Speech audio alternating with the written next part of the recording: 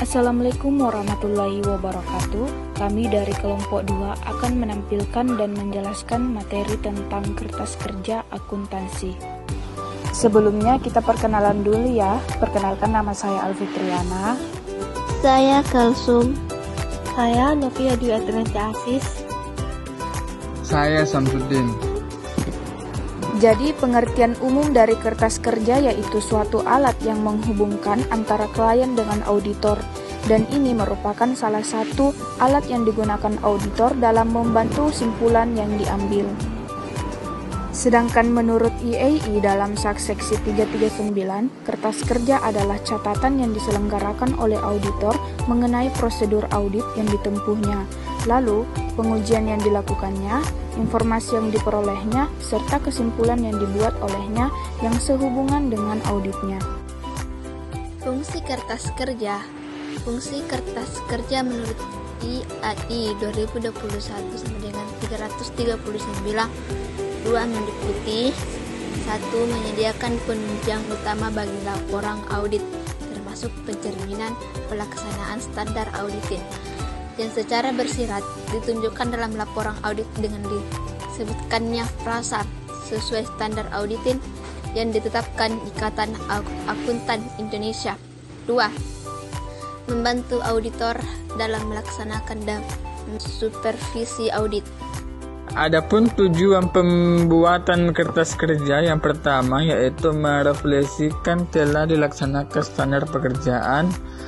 Yang kedua yaitu sebagai dasar prosedur periksaan yang diterapkan. Yang ketiga mencerminkan kesimpulan auditor. Yang keempat sebagai dasar penilaian kerja asisten. Yang kelima sebagai pedoman audit berikutnya. Yang keenam sebagai dasar penelitian pengauditan. Yang ketujuh sebagai dasar pembuatan laporan audit.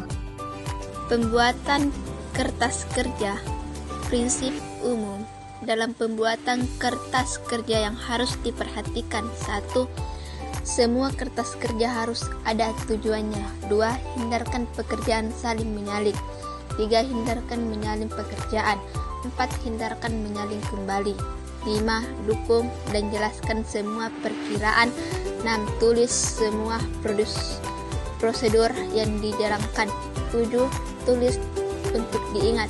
8. Buktikan keterangan lisan yang diterima. 9. Pertanyaan jangan ditinggalkan tak terjawab. Faktor-faktor yang perlu diperhatikan. 1. Lengkap. 2. Teliti. 3. Ringkas. 4. Jelas. 5. Rapi. Dan adapun cara penyusunan kertas kerja, terdapat beberapa cara atau trik untuk membuat atau menulis kertas kerja ini. Trik ini adalah cara yang paling umum digunakan dalam membuat kertas kerja. A. Pada bagian atas kerja ditulis nama perusahaan, periode. B.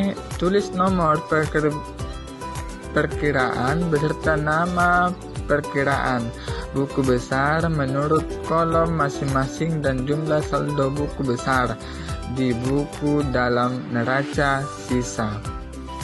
C.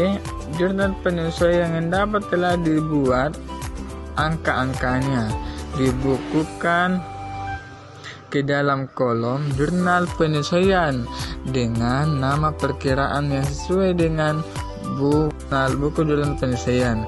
Hal ini dilakukan agar supaya saldonya yang dapat pada masing-masing perkiraan sesuai dengan kenyataan yang sebenarnya.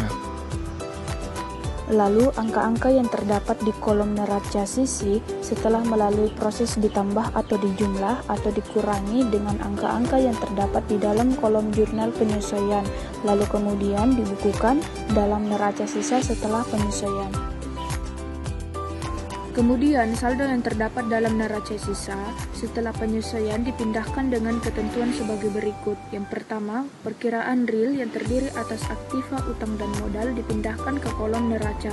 Lalu debit dipindahkan pada kolom debit serta kredit dipindahkan ke kolom kredit.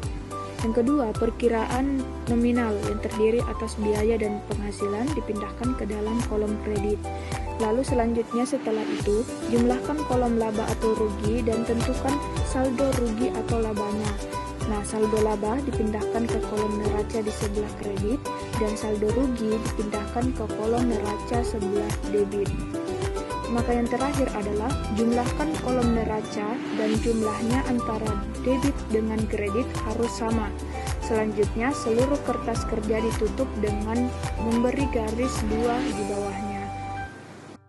Sekian dari penjelasan kami. Assalamualaikum warahmatullahi wabarakatuh.